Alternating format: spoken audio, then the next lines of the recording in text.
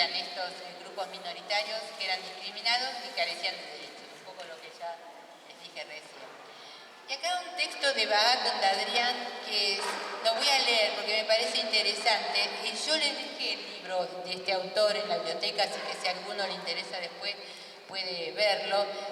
La importancia del factor de vulnerabilidad deriva de que el genocidio en cualquier forma y bajo cualquier circunstancia es ante todo un ejercicio de poder abrumador con consecuencias masivas y letales. Por lo tanto, implica una disparidad sustancial en las relaciones de poder entre un perpetrador potencial y una víctima potencial. Uno de los elementos más importantes que armenios y judíos tuvieron en común, porque dice armenios y judíos porque está comparando sistemáticamente los dos casos, ¿no? Fue el estatus inferior de minorías menospreciadas a que quedaron relegados durante siglos por los estados y los grupos dominantes operantes en ellos. Este autor muestra también el sistema, la situación de inferioridad en que estaban sometidos armenios y judíos, comparando el genocidio y la Shoah, pero también un elemento que le agrega es la guerra, la primera guerra, en el caso de como que el contexto los ayuda para cometer el acto de genocidio. Y a partir del siglo XIX, los armenios también, influidos por es decir, la élite armenia viaja a Europa, va a las universidades europeas, particularmente a Francia, está presente, es contemporánea de las revoluciones de 1830 y 1848, es decir, empiezan a tomar ideas y quieren, digamos, tomar, como volver a influir en Constantinopla y lograr algunos cambios en el interior. Por un lado está esta necesidad de hacer algunos cambios, pedir algunas reformas. Y las potencias europeas apoyan relativamente. Cuando los armenios piden algún tipo de reformas, son favorables, pero en los hechos, digamos, cuando las papas queman, las potencias miran sus intereses económicos, ¿no? Estamos viendo también que no es solo, como habíamos visto con Ignacio, también hay momentos de resistencia, ¿no? No es solo que los armenios han sido como solamente, digamos, como víctimas. No es, o sea, lo que quiero decir que hubo algunos momentos de resistir, algunos, por ejemplo, los impuestos altos en la zona de Bitlis, hay una resistencia. Los que se encargaban de cobrar esos impuestos eran los kurdos, que trabajaban en esta instancia para los turcos. Y entonces esa resistencia a pagar altos impuestos, recibe como castigo las matanzas, ¿no? También las potencias europeas vuelven a reunirse quieren intervenir, pero cada vez que las potencias europeas intervienen, las matanzas se incrementan.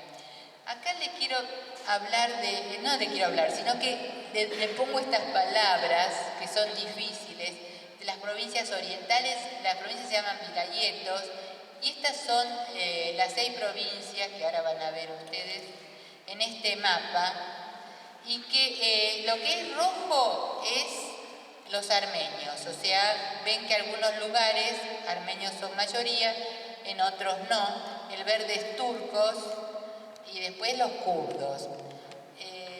Entonces, más o menos en esa región estamos hablando, y ahí es donde se dan esos primeros movimientos, digamos, de los pedidos de reforma.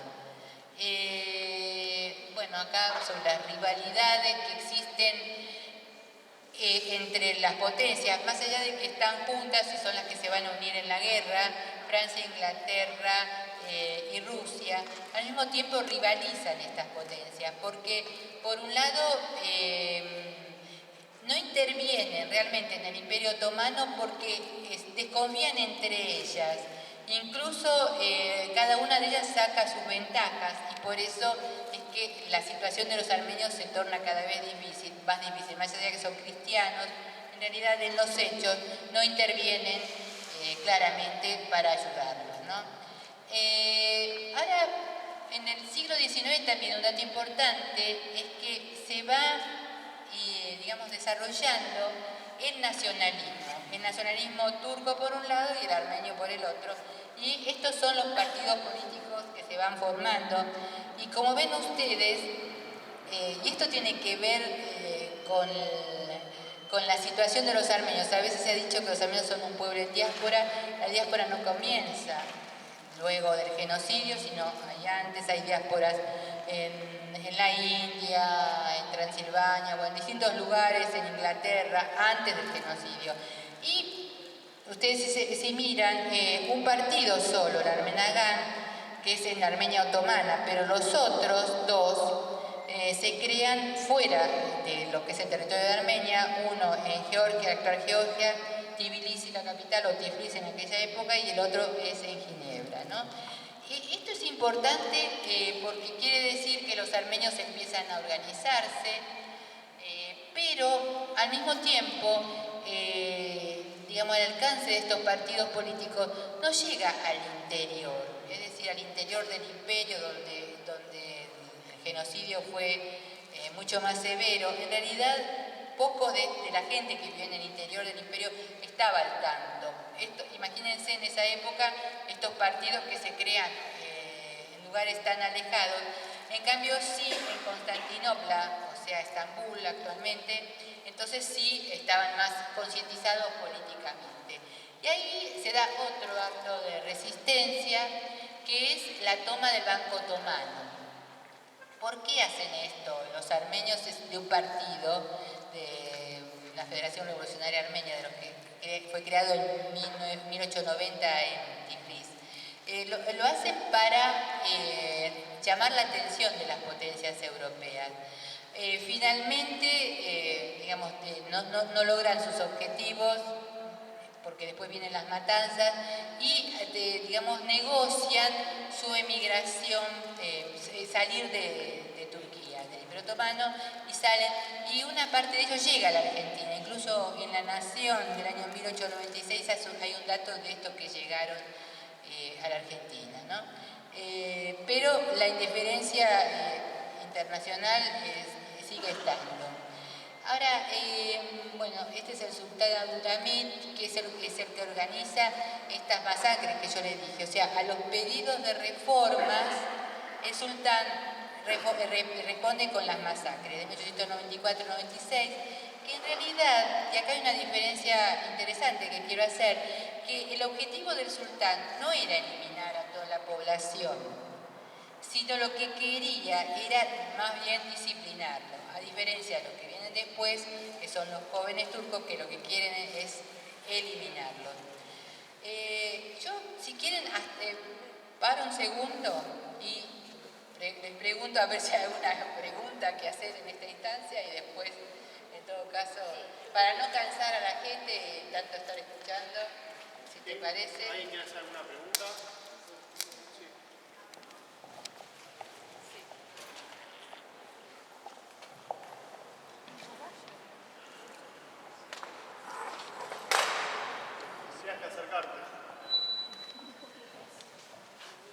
Simplemente creo que así me escuchan igual. Yo tuve un amigo en mi juventud que era armenio, su apellido era Astasian. Ahora, no tuvimos la oportunidad de conversar muchas veces sobre este tema. Había una diferencia de edad marcada, él era mayor que yo. Y nos habíamos conocido por una actividad deportiva. Y a mí siempre me interesó saber cuál fue el motivo, el principio. Yo sé que en el 1895 fueron las primeras muertes, que Alemania también de alguna manera cooperó con todo esto, pero ¿cuál fue el principio? ¿Qué fue lo que molestó? Sabemos de la resistencia, etcétera.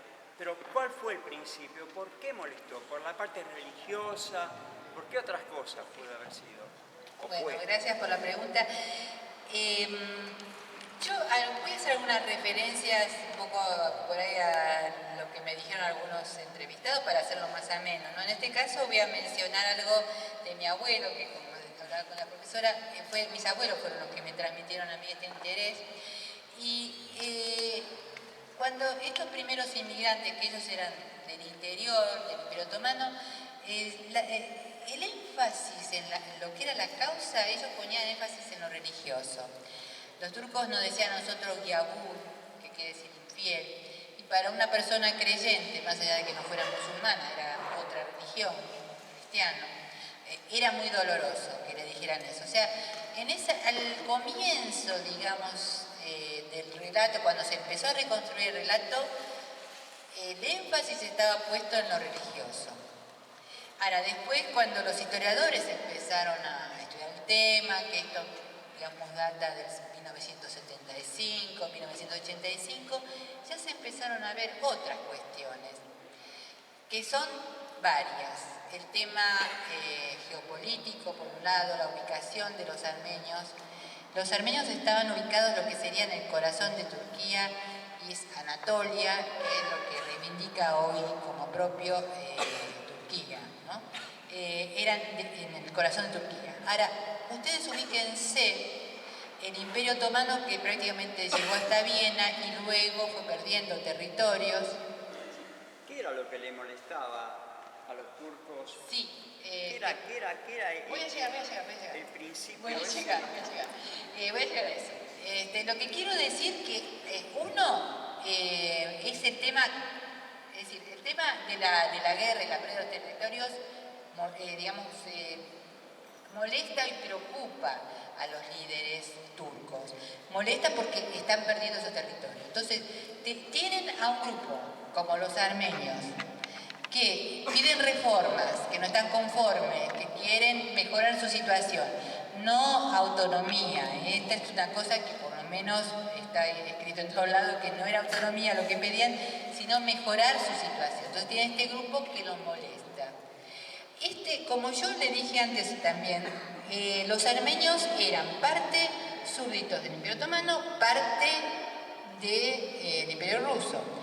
Cuando en 1915 Enver ataca al Imperio Ruso, él esperaba que los armenios de Rusia lo ayudaran. Los armenios de Rusia no lo ayudaron porque ellos dijeron, nosotros estamos con Rusia.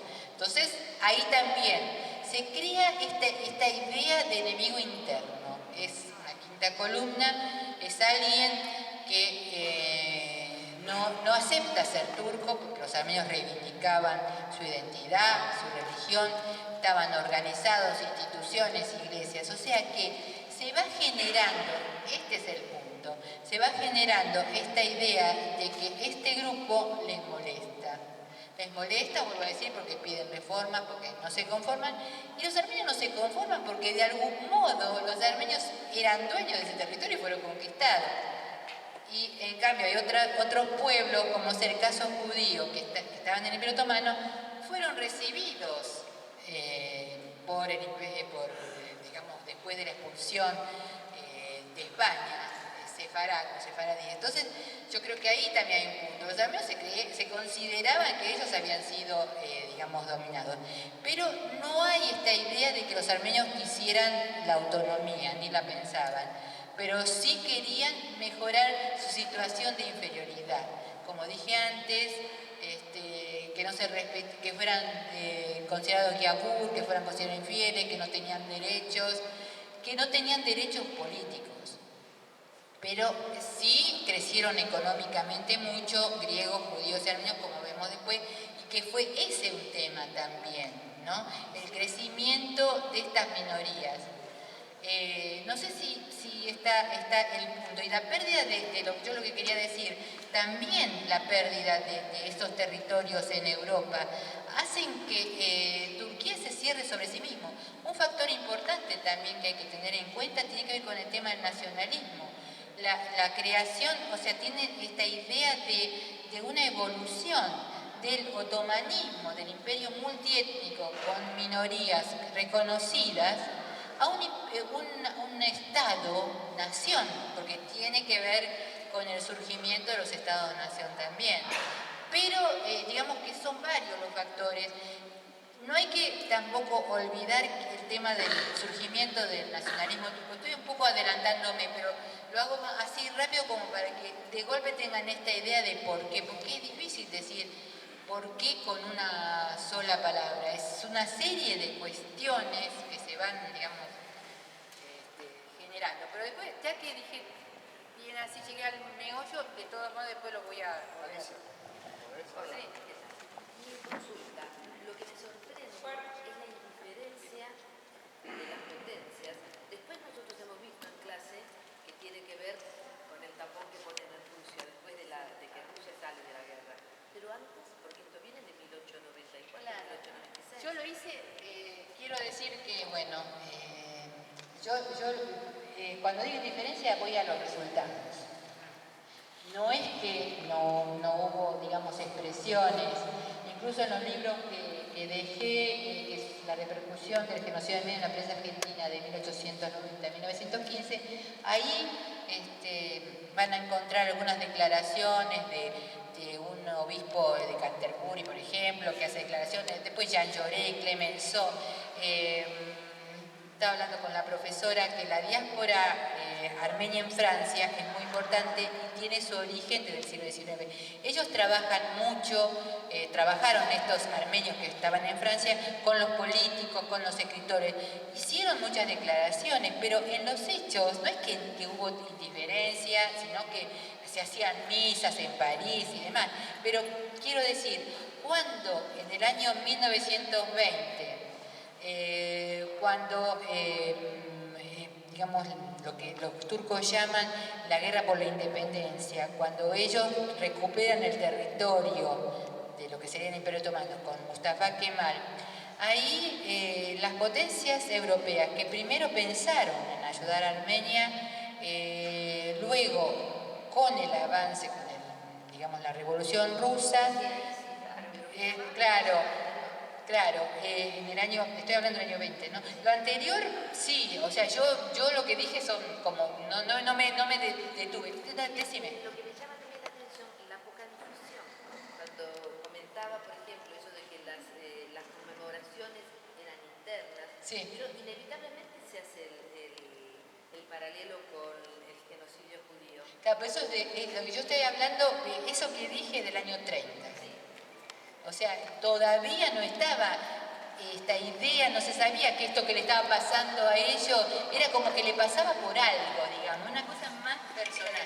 Claro, Después, han pasado los años y claro, hay que ubicarse. Yo soy grande, yo no lo vi el genocidio judío, yo lo comentaba con la profesora. A nosotros en el secundario jamás nos hablaron del genocidio judío de Armenia. Claro. Sí se hablaba del genocidio judío. En los libros, por lo menos lo que yo recuerdo, era como Armenia tapón frente al avance de los pueblos de Oriente, el límite del Imperio Romano, bueno, sí, nada más, muy al pasar. No, este tema es un tema muy reciente, la verdad que es muy reciente, podría decir del año 2000 para acá se está instalando un poco. Claro, mi pregunta era, ¿por qué en Europa, está bien, hicieron algún comentario, pero no esa defensa? En esa época. O sea, ya Porque había intereses, por estos intereses, cuando se produce la revolución bolchevique, ven que Mustafa Kemal, que es el que completa el genocidio, les sirve a ellos. No, en ese sentido sí yo decía antes, porque me sorprendió la fecha. Sí, no, hubo declaraciones como yo te dije. Pero muy leves. Sí, leves, no, y más aún, los pedidos de reforma, por ejemplo, en la época de Abdulhamid, fueron las masacres, como ahora iba a entrar en eso. Y después sí hubo esa declaración que es importante, la del 25 de mayo, el 24 de mayo de 1915, que es muy importante porque declara que lo que está ocurriendo con los armenios es un crimen contra la humanidad. Eso es una cosa, digamos que muy importante, digamos que con eso me parece que ya tenemos bastante.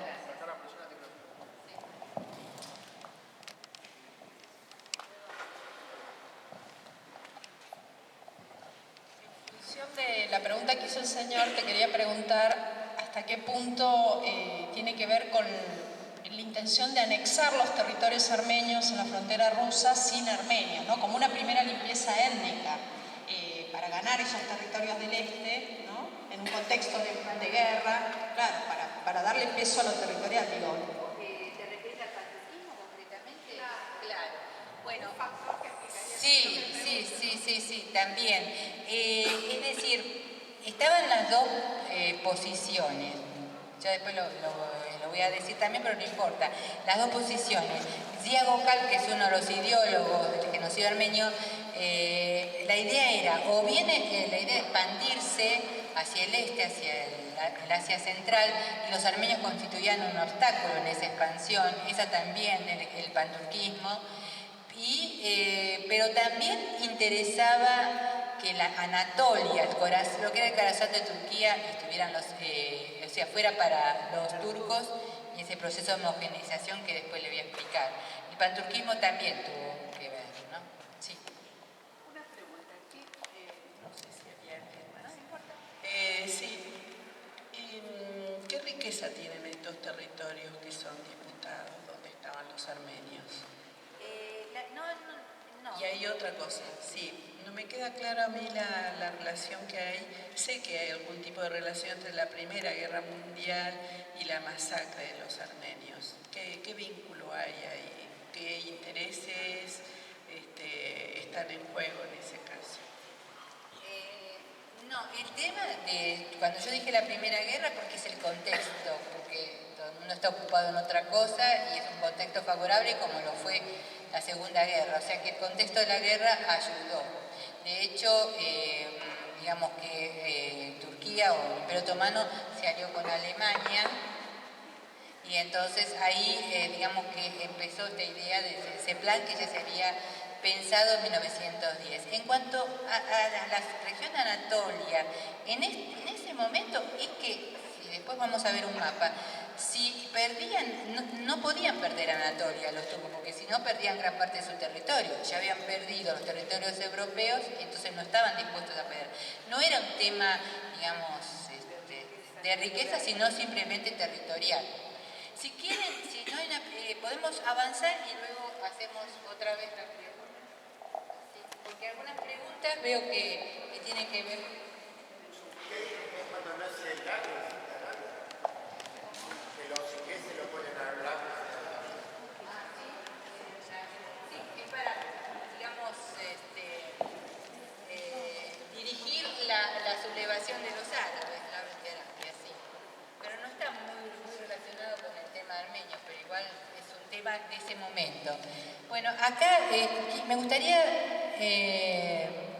digamos, recuperar esta última frase que puse ahí, que Abdul Hamid, en realidad esas matanzas son para, digamos, la idea no era modificar el statu quo, sino simplemente disciplinar a los armenios. Si ustedes pueden estar, pueden vivir, pero no pueden pedir reformas, esto es así lo aceptan, a diferencia de lo que vendrá después. Bueno, acá está un poco lo que me preguntaban. En esa época se hablaba del sultán Abdul Hamid como sultán rojo o en bestia roja, pero hubo declaraciones, ven, ahí lo tienen, ¿no? Jean Jaurès, Anatole France, Clemenceau, pero está puesto un poco lo que me estaba preguntando, que primó las cuestiones políticas y económicas también por encima de los intereses humanitarios. Bueno, ahora les presento a los jóvenes turcos, el Partido de los Jóvenes Turcos, que son los responsables directos del genocidio armenio. Estos crean un partido que se llama ITIAD, o Comité de Unión y Progreso, que estaba integrado por militares y miembros de institutos técnicos. En un primer momento, este grupo, los jóvenes turcos, se presentaban como jóvenes idealistas, liberales, que querían democratizar el imperio. Así se presentaron. Tal es así que tanto armenios como griegos y judíos participaron en 1902 de un congreso que hubo en París y la idea era trabajar conjuntamente para limitar el poder del sultán o a lo sumo establecer un parlamento, o sea, buscar la manera de limitar el poder del sultán. Estos jóvenes, pero digamos que la idea de, en realidad no era no les interesaba mucho el acercamiento con estas minorías. En el año 1908, la que se conoce la Revolución de 1908, que participan también, todavía creen, algunos partidos armenios participan de esta revolución y creen, todavía tienen esperanza de que la situación podía mejorar para ellos. Pero al año siguiente, en 1909, hay unas matanzas de las que se llaman matanza de Adana. Es otro antecedente del genocidio. Estas matanzas en realidad, si bien fueron producidas por grupos religiosos, en realidad detrás de ellos estaban los jóvenes turcos. Es decir, los jóvenes turcos, si bien eran agnósticos, en realidad utilizaban la religión para poner al pueblo, a la sociedad turca, contra las minorías cristianas. Y en esta etapa se da lo que yo antes mencioné rápidamente, una evolución de la doctrina del otomanismo, otomano, imperio otomano, minorías, reconocimiento de minorías, armenios, judíos y demás, al turquismo, homogeneización de un otomanismo, como puse ahí, inclusivo, a un turquismo excluyente. Es decir, excluyente porque van a ser parte de lo que será la futura Turquía, aquellos que se reconozcan como turcos. Después voy a volver también sobre esto. En el año 1913 se forma, este grupo se va, digamos, como radicalizando y que en apariencia liberal se va radicalizando y constituye toma el poder en 1913 y establece un triunvirato que está entre 1913 y 18. En ese periodo es cuando se produce la mayor parte del exterminio de la población armenia. Está integrado por 3 personas, que es importante, por lo menos para mí, saber sus nombres. Uno es Talat Pasha, que es el que le dije que después fue vengado en Berlín por un joven armenio. Enver, que es el ministro de guerra, que también lo matan en el Cáucaso, y el otro Yemal Pasha, que es el ministro de Marina. Bueno, estos forman ese comité de Unión y Progreso, y es el que esta es una foto de los jóvenes turcos en un congreso en Salonia en 1910. Aquí, en este lugar, se decide la suerte de los armenios, es decir, aparentemente en este congreso se decide, se toma la decisión de exterminar deportar el camino de la deportación, lo que fuera, de la población armenia. Uno de los ideólogos, digamos, más importantes es que tenemos aquí, Ziya Gökalp, que escribió Los principios del turquismo. Es un libro que está traducido al inglés y por eso yo lo pude leer, que es muy interesante, muy importante para comprender un poco esta cuestión. Y acá un poco lo que les decía, ¿qué es esto de ser turco para él? Pues se pone el énfasis en lo que de Alemania, en lo que sería la etnicidad o la cultura.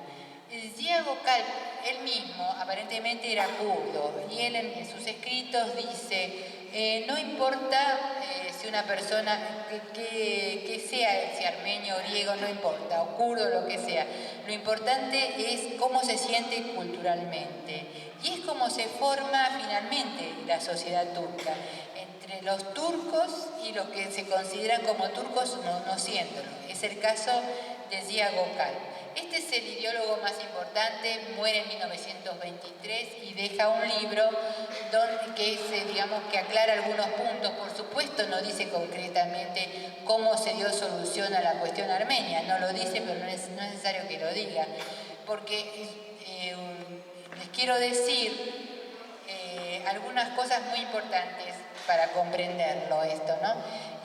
¿Cómo es posible que se haya hecho, digamos, este trabajo en tan poco tiempo de un imperio tan extenso, digamos, la deportación de la población? Talat Pasha, el ministro del Interior, ahora sabemos que utilizó un elemento de la modernidad que es el telégrafo, que lo tenía instalado en su casa y que él desde su casa daba las órdenes de deportación a todas las provincias. Por eso pudieron deportar a la población armenia simultáneamente de distintos lugares porque las órdenes eran recibidas simultáneamente. Después estas órdenes fueron obviamente destruidas, pero igual quiero decirles que los archivos sobre este tema, sobre el genocidio armenio, son abundantes, muy abundantes en Europa, en Estados Unidos.